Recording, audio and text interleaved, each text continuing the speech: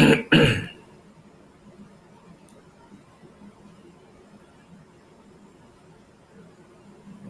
علیکم ورحمۃ اللہ وبرکاتہ۔ الحمد للہ رب العالمین والصلاة والسلام علی اشرف الانبیاء والمرسلین نبینا محمد وعلی آلہ وصحبہ اجمعین، اما بعد۔ محترم ساتھیوں اور دینی بھائیوں،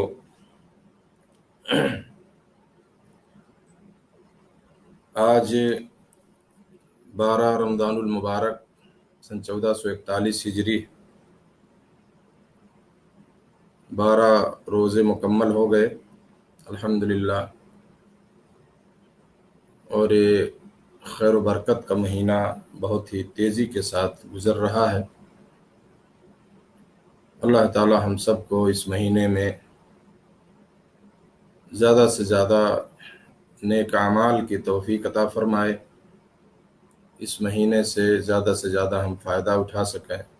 ہر مومن کو، چاہے وہ مرد ہو یا عورت ہو، جوان ہو، جو مکلف ہیں شریعت کے، انہیں کوشش کرنی چاہیے کہ وہ زیادہ سے زیادہ نیکیاں کریں اور اپنے رب کو خوش کر کے اپنے گناہ۔ میرے دوستو، آج جو میرا موضوع ہے، مختصر بات ہوگی انشاءاللہ، وہ ہے مسلمانوں کی یا مسلمانوں اور محتاجوں کی ضروریات کا ہمیں خیال رکھنا چاہیے۔ 2 چیزیں میں نے کی ہیں اس موضوع میں، اور دونوں کے بارے میں انشاءاللہ بات آئے گی، کیونکہ حدیث جو میں پیش کروں گا اس میں ان سب کا ذکر ہے۔ عام طور سے مسلمانوں کی ضروریات، ان کی حاجتیں پورا کرنا، یہ ہر مسلمان کی ذمہ داری ہے کہ اپنے ایسے بھائیوں کا خیال رکھے جو ضرورت مند ہوں، اور جو تنگ دست لوگ ہوں، محتاج ہوں، ان کا بھی ساتھ دیا جائے اور ان کی ضروریات کا خیال رکھا جائے۔ اللہ تعالیٰ نے قرآن مجید میں فرمایا، اعوذ باللہ من الشیطان الرجیم، وَافْعَلُوا الْخَيْرَ لَعَلَّكُمْ تُفْلِحُونَ۔ سورہ حج کی آیت ہے۔ اللہ نے فرمایا تم بھلائی کرو تاکہ فلاح پاؤ، تمہیں کامیابی حاصل ہو۔ میرے دوستو، اس سلسلے میں 2 روایتیں پیش کروں گا آج، جو میرا موضوع ہے۔ اور پہلی حدیث حضرت عبداللہ بن عمر رضی اللہ تعالی عنہما کی۔ وہ فرماتے ہیں کہ اللہ کے نبی صلی اللہ علیہ وسلم نے فرمایا، المسلم اخو المسلم لا يظلمه ولا يسلمه، من كان في حاجة اخيه كان الله في حاجته، ومن فرج عن مسلم كربة فرج الله عنه بها كربة من كرب يوم القيامة، ومن ستر مسلما ستره الله يوم القيامة، متفق علیہ۔ یہ بخاری مسلم کی روایت ہے۔ اس حدیث کا مطلب میرے دوستو، یا اس حدیث کا مفہوم یہ ہے کہ اللہ کے نبی صلی اللہ علیہ وسلم نے فرمایا، مسلمان کا بھائی ہے، نہ اس پر ظلم کرتا ہے، نہ اس کی مدد چھوڑتا ہے، یعنی اس کی مدد کرتا ہے وہ۔ تو آپ صلی اللہ علیہ وسلم نے فرمایا کہ ایک مسلمان جو ہے دوسرے مسلمان کا بھائی ہے، نہ اس پر ظلم کرتا، نہ اس کی مدد چھوڑتا ہے۔ جو اپنے مسلمان بھائی کی حاجت پوری کرنے میں لگا ہو، اللہ اس کی حاجت پوری فرمانے میں لگا ہوتا ہے۔ من کان فی حاجت اخی کان اللہ فی حاجتہ، جو اپنے کسی مسلمان بھائی کی ضرورت پوری کرنے میں لگا ہو، اللہ اس کی ضرورت پوری کرنے میں لگا ہوتا ہے۔ اور جو کسی مسلمان کی پریشانی دور کرتا ہے، اللہ تعالیٰ اس کی وجہ سے اس کی قیامت کی پریشانیوں میں سے کوئی بڑی پریشانی دور فرما دے گا۔ سمجھے نا؟ فرج اللہ عنہ بہا قربۃ من قرب یوم القیامہ، یہ حدیث کے الفاظ ہیں۔ قیامت کے دن جو اسے کوئی بڑی پریشانی ہونے والی ہوگی، ان بڑی پریشانیوں میں سے، سمجھ رہے ہیں نا، کوئی بڑی پریشانی اللہ تعالیٰ دور فرما دے گا۔ اور جس نے کسی مسلمان کی پردہ پوشی کی، اس کے عیب پہ پردہ ڈالا، جانتے ہوئے بھی کہ آدمی کے اندر یہ کمی ہے یا اس کے اندر یہ کمزوری ہے یا اس کے کچھ عیوب ہیں جو اسے معلوم ہیں، اس پر اس نے پردہ ڈال دیا، کسی سے ذکر نہیں کیا، تو اللہ تعالیٰ قیامت والے دن اس کی پردہ پوشی فرمائے گا۔ سمجھ رہے ہیں نا؟ تو میرے دوستو، اس سے بڑی مفید باتیں ہمیں معلوم ہوئی ہیں، اور حقیقت یہ آپ جان لیجئے کہ یہ اسلام کی امتیازی صفت ہے۔ یہ اسلام نے اس چیز کی میرے دوستو ہمیں تعلیم دی ہے، اسلام ہی میں یہ چیز آپ کو ملے گی۔ ایک مسلمان کو دوسرے مسلمان کا بھائی کہا گیا، سمجھ رہے ہیں نا؟ یہ بھائی چارہ جو آپ صلی اللہ علیہ وسلم نے قائم کیا مدینہ میں آنے کے بعد، آپ لوگ جانتے ہیں اس چیز کو، ہے نا؟ جب آپ مکہ سے مدینہ میں آئے تو آپ نے وہاں مہاجرین اور انصار میں جو مکہ سے آئے ہوئے لوگ مہاجرین تھے یا جو مدینہ کے مسلمان تھے انصار، آپس میں بھائی چارگی آپ نے قائم کروائی تھی۔ آپ نے کہا فلاں یہ تمہارا بھائی، یہ تمہارا بھائی، یہ تمہارا بھائی۔ یہ اخوت کی مثال آپ دنیا کی کسی قوم میں نہیں پا سکتے ہیں، سمجھ رہے ہیں نا؟ تو بھائیوں کی طرح احترام کیا تھا انصاریوں نے، مدینہ کے جو انصار تھے۔ انصار کے معنی مددگار، مہاجر کے معنی ہجرت کر کے جو گھر بار چھوڑ کے آنے والے لوگ۔ تو مدینہ کے میرے دوستو انصاری مسلمانوں نے، سمجھ رہے ہیں نا، جہاں کے انہوں نے اپنے باہر سے آئے ہوئے بھائیوں کی، مسلمانوں کی جو بھائی چارگی قائم کیا، نبی صلی اللہ علیہ وسلم نے ان کی بڑی عزت کی۔ اور وہ ایک چیز تھی جو بھائی چارگی جو قائم ہوا، وہاں پہ بھائی چارہ جو قائم ہوا، اسی کا نتیجہ تھا میرے دوستوں کی مدینہ کا جو ماحول تھا، جو وہاں کا سماج تھا، ہے نا؟ آج وہ چیزیں خواب میں بھی ہم کو دیکھنے کو نہیں ملیں گی۔ کس طرح سے وہ لوگ رہتے تھے، کتنا بہترین آپس میں ان کے معاملات رہتے تھے، ہے نا؟ جو حالات تھے ان کے اس وقت، سب نیکیوں کی تلاش میں، کوئی کسی کے پیچھے نہیں، سمجھ رہے ہیں نا؟ بھائی چارگی کو یا بھائی چارہ کو نبھایا انہوں نے، اور یہ تعلیم ہے میرے دوستوں امت کے لیے، ہمیں سیکھنا چاہیے ان صحابہ کرام کی زندگی سے۔ آج تو ہم بھائی کون کہے، آج تو ہم ایک دوسرے کے دشمن نظر آتے ہیں۔ مسلمانوں کو ختم کرنے کے لیے، ان کو کسی طرح سے وہ ڈاؤن ہو جائیں، وہ نیچے چلے جائیں، ترقی کر رہے ہیں تو وہ زوال ہو جائے ان کے یہاں ترقی میں، یہ ساری سوچ ہماری ہوتی ہے۔ تو اگر ہم کچھ نہیں کہہ سکتے، کچھ یاد دے نہیں سکتے ہو، تو کم سے کم اچھی سوچ تو رکھو ان کے بارے میں۔ بھائی تو سمجھو ان کو اپنا، نہ ہیلپ کرو تو تکلیف بھی تو نہ پہنچاؤ، یہ تو جذبہ کم سے کم آنا چاہیے مسلمانوں کے اندر، سمجھ رہے ہیں؟ تو جب تک یہ سوچ نہیں ہوگی میرے دوستو، ایک ماحول، ایک سماج، ہمارا اسلامی معاشرہ قائم ہو ہی نہیں سکتا ہے۔ ہر آدمی یہ سوچے کہ مسلمان ہمارا بھائی ہے، جہاں کا بھی ہو، کسی بھی ملک کا ہو، کسی بھی دیش کا ہو، اس کے ساتھ آپ رہتے ہوں، پردیش میں، باہر ہیں، سعودی میں ہیں، دوسرے ملکوں میں ہیں، سمجھ رہے ہیں نا؟ تو بھائیوں جیسا ویوہار کریں اس کے ساتھ، بھائیوں جیسا اس کے ساتھ سلوک کریں۔ تو آپ دیکھیے تھوڑا اس پہ عمل کر کے کتنا اچھا ماحول ہوگا آپ کے رہنے کا، آپ کی کمپنی میں، آپ کے روم میں، آپ کے روم پارٹنر کے ساتھ، پڑوسیوں کے ساتھ۔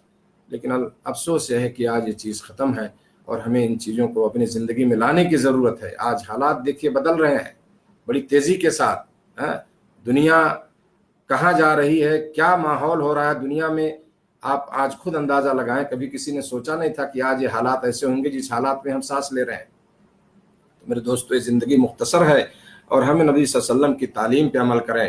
جو آدمی نبی صلی اللہ علیہ وسلم پہ یقین رکھتا ہے، نبی کریم صلی اللہ علیہ وسلم کو نبی مانتا ہے، اس کے لیے ضروری ہے یہ کہ نبی صلی اللہ علیہ وسلم کی ہر بات پر کیا ہے، وہ آمنا و صدقنا کہے، وہ ہے نا، ہر چیز پر عمل کرنے کی کوشش کرے۔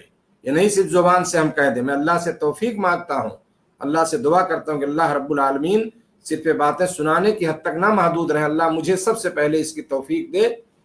اگر کوئی کمی ہے اس سلسلے میں میری سوچ کے اندر مسلمانوں کے تعلق سے، میں اللہ سے دعا کرتا ہوں اللہ تعالیٰ مجھے بھی وہ توفیق عطا فرما کہ میں ان حدیثوں پر، ان باتوں پر سب سے پہلے میں عمل کروں، یہ چیزیں اپنی زندگی میں لانے کی کوشش کروں۔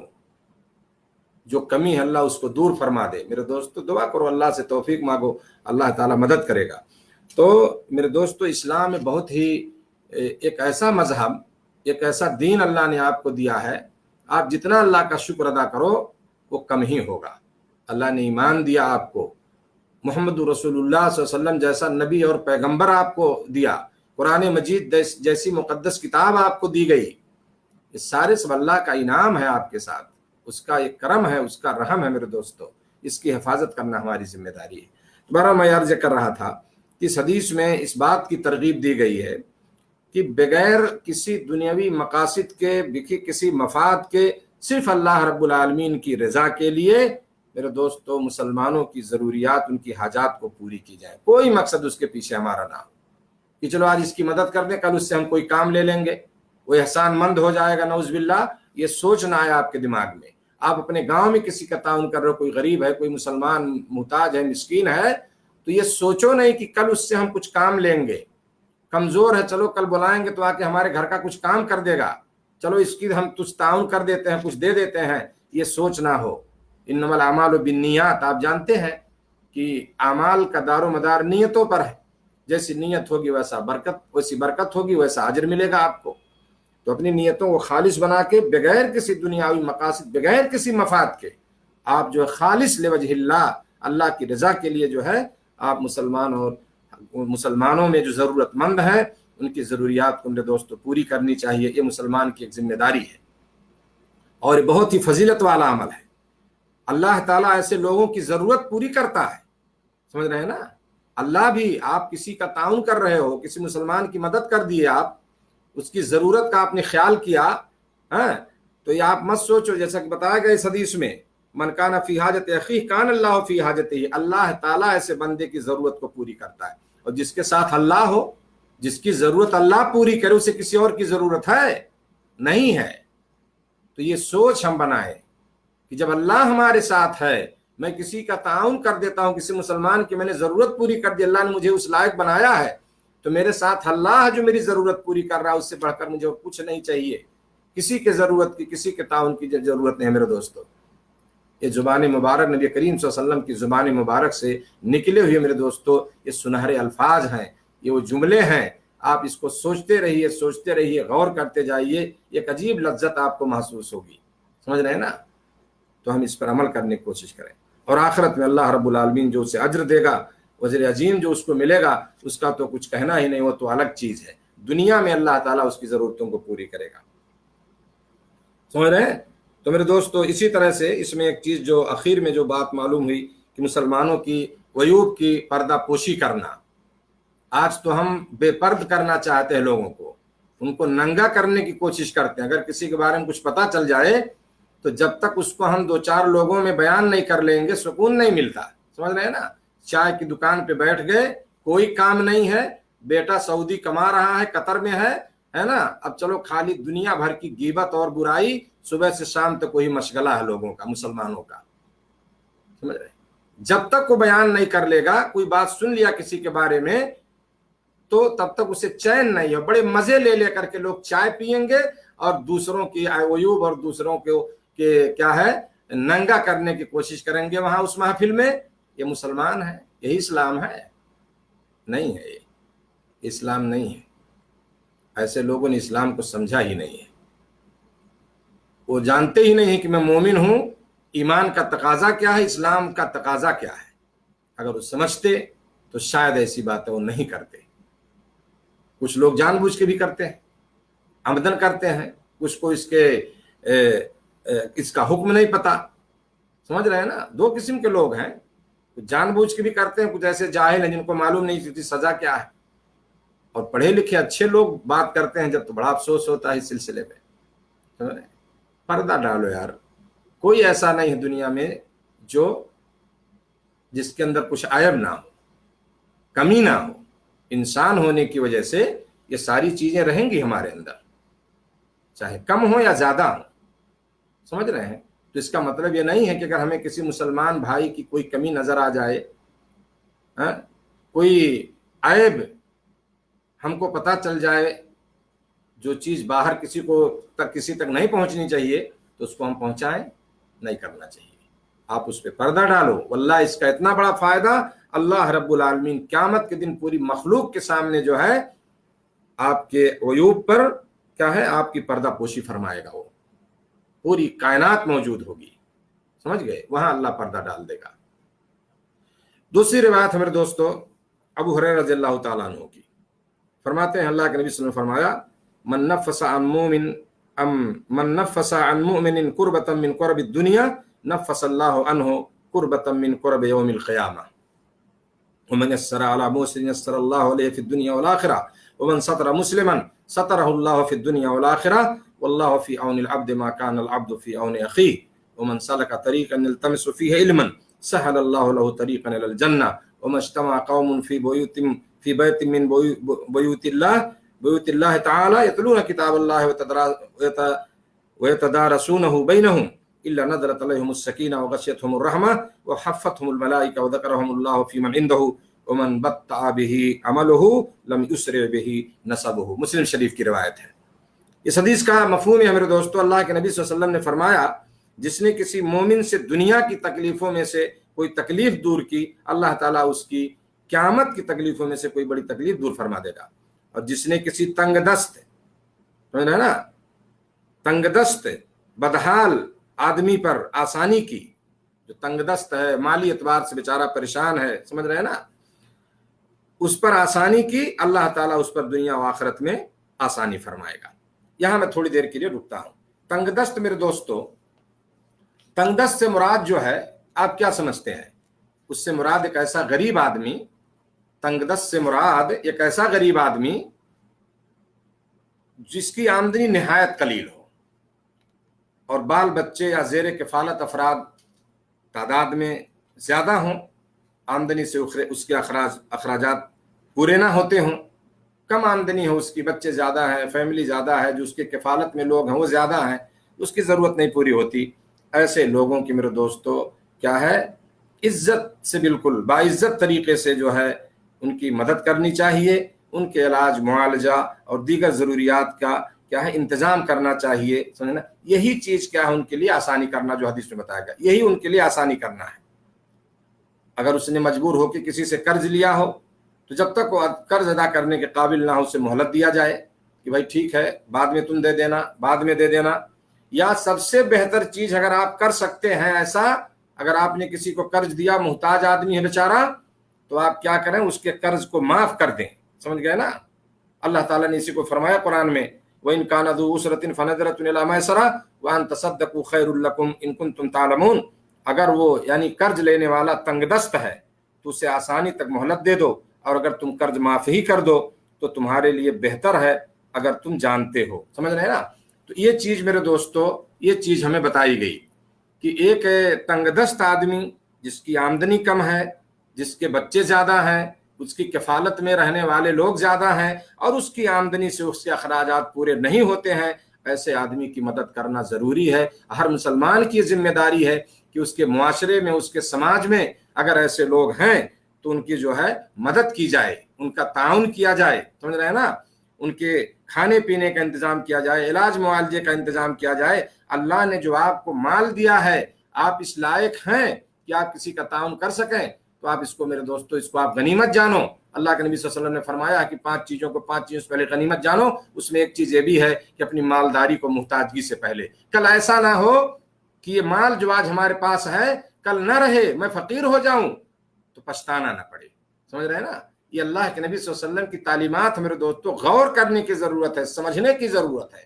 اور حقیقت ہے یہ, کتنے ایسے لوگ ہیں جو کل تک بہت جو ہے عیش و آرام کی زندگی گزارتے تھے, آج وہ سمجھ رہے ہیں نا ایک ایک روپے کے لیے ترس رہے ہیں. یہ چیز اللہ تعالیٰ یہ کہیں باقی نہیں رکھتا ایک جگہ کی, چلو آج ہم مالدار ہیں قیامت تک رہیں گے. نہیں, وہ چیز ہم سے ختم بھی ہو سکتی ہے اگر اس کا کیا ہے, آپ غنیمت نہیں جانیں گے, یا وہ کس طرح سے اسے خرچ کرنا, اس کے مصرف کو آپ نہیں سمجھیں گے, اس کی قدر نہیں کریں گے. آپ اگر اپنے مالداری کی قدر نہیں کریں گے تو کل وہ چیز جو ہے آپ سے دوسری جگہ منتقل ہو جائے گی. سمجھ رہے ہیں. تو اس لیے میرے دوستو, تنگ دستوں کی, محتاجوں کی مدد کرنا بہت ہی باعث ثواب ہے اور بہت بڑا اجر ہے اس پر, ہے نا. اللہ تعالیٰ ہے. اور جیسا کہ میں نے بتایا کہ بہت سارے ایسے لوگ ہیں بیچارے جو قرض لیتے ہیں. افسوس ہے کہ آج دیکھیے سود پہ پیسہ دیا جاتا ہے, اور مسلمان بھی اس میں شامل ہیں. 1,50,000 देगा तो कई गुना उसका लेता है। वो एक साल में वो 2 लाख 3 लाख 4 लाख हो जाता है। ऐसे भी लड़के हैं, ऐसे भी लोग हैं यहाँ जो आए बाहर काम करने, मैं जानता हूँ बेचारे 50,000 की बजाय उन्होंने 2-2 3-3 लाख उनको जमा करना पड़ा। मुसलमान है तो ये जायज है उसके लिए ये सूदी कारोबार करना, इस तरह से जो है क्या है लोगों को परेशान करना, समझ रहे हैं ना। ये इतनी बड़ी रकम, एक पहाड़ उसके लिए तो रकम पहाड़ हो जाती है मेरे दोस्तों। तो ये क्या है, उसके खून के कतरे को निचोड़ना चाहते हैं। जब तक उस आदमी के एक एक बूंद को निचोड़ नहीं लेंगे, उसके खून को आखिरी कतरे तक, उसे छोड़ने वाले लोग नहीं है। अगर वो नहीं दे पाया उस मुतय्यना टाइम पर, मेरे दोस्तों ऐसे वाकयात मैंने सुने हैं और मेरे सामने ऐसे लड़के यहाँ पे हैं बेचारे जो मुस्लिम हैं कि उनको जो है 1 लाख की जगह पे उनको जो है 4-4 5-5 लाख से ज्यादा उनको देना पड़ा है। तो बहरहाल ये गलत तरीके हैं मेरे दोस्तों। ताउन करो लोगों का, कर्ज दिए हो तो उसे टाइम दो, मोहलत दो। 1 साल में नहीं दिया ठीक है, 2 साल में दे देना, 3 साल में दे देना, सवाब है, अल्लाह ने हुक्म किया। अगर ऐसा नहीं कर, और अगर आपके पास अल्लाह ने बहुत दिया है यार, अगर आपने 10-5 किसी को दिया है, छोड़ो, सदका कर दो अल्लाह के लिए, जाओ माफ कर दो, बहुत बड़ा अजर। अल्लाह ने फरमाया व अन तसद्दकू खैरुल लकुम, अगर तुम इसे माफ कर दो तो तुम्हारे लिए बहुत बेहतर ये चीज है। तो मेरे दोस्तों मैं अर्ज कर रहा था कि जो किसी तंगदस्त आदमी पर, बदहाल आदमी पर जिसने आसानी की, अल्लाह ताला उस पर दुनिया और आखिरत में आसानी फरमाएगा। दुनिया में भी आसानी करेगा मेरे दोस्तों आपके लिए। या आप मत सोचें कि वो चीज रायगा हो रही है। आप किसी का हेल्प ताउन कर रहे हो, किसी परेशान हाल आदमी का। आज खास तौर से जो हालात हैं, खाने पीने की परेशानियां हैं लोगों, बहुत से ऐसे मजदूर तबका लोग हैं जो बेचारे दिन में काम करते, शाम को उसी पैसे से खाना, बच्चों की परवरिश करना, आज सारा कारोबार बंद। तो ऐसे लोगों की क्या है, ताउन करना इस वक्त में दोस्तों बहुत अच्छा मौका है। जिसको अल्लाह तौफीक दे, इसमें बढ़ चढ़ के हमें हिस्सा लेना चाहिए। अल्लाह दुनिया में भी आसानी फरमाएगा और आखिरत में भी आसानी फरमाएगा, जैसे कि मैंने यह हदीस आपको सुनाई। आगे अल्लाह के नबी सल्लल्लाहु अलैहि वसल्लम ने फरमाया वल्लाहु फी औनिल अब्द मा कानल अब्दु फी औनि अखी। समझ रहे हैं ना। जो अल्लाह ताला, जो मुसलमान जो है किसी अपने बंदे, अपने भाई की मदद करता है, समझ रहे हैं ना। उससे पहले एक रिवायत है जो पहले जो गुजरी थी, वमन सतरा मुस्लिमन सतरहुल्लाह फी दुनिया वल आखिरा, जिसने किसी मुसलमान की पर्दा पोशी की, अल्लाह ताला दुनिया आखिरत में उसकी पर्दा पोशी करेगा। उसके बाद वल्लाहु फी औनिल अब्द मा कानल अब्दु फी औनि अखी, अल्लाह ताला उस बंदे की मदद में लगा रहता है जब तक बंदा अपने मुसलमान भाई की मदद में लगा रहता है। समझ रहे हैं ना। आप अपने किसी मुसलमान भाई की मदद करोगे, अल्लाह रब्बुल आलमीन मेरे दोस्तों आपकी मदद करेगा जो है। तो अल्लाह जब आपकी मदद करे तो आपको क्या जरूरत है किसी की मदद की, समझ रहे हैं।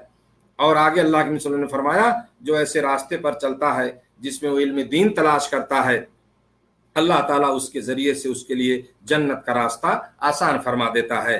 और जो लोग भी अल्लाह के घरों में से किसी घर में जमा होकर अल्लाह की किताब की तिलावत करते हैं, आपस में उसको सीखते सिखलाते हैं, पढ़ते पढ़ाते हैं, तब समझ रहे हैं ना, तो उन पर अल्लाह की तरफ से सुकून, सकीनत नाजिल होती है, एक सुकून उनको हासिल होता है, उन्हें रहमत ढांप लेती है, फरिश्ते उन्हें घेर लेते हैं। और अल्लाह ताला उनका जिक्र उन फरिश्तों में फरमाता है जो उनके पास होते हैं, और जिसको उसका बहुत अहम चीज़ है इस हदीस के आखिरी टुकड़ा, और जिसको उसका अमल पीछे छोड़ गया उसका नसब उसे आगे नहीं बढ़ाएगा।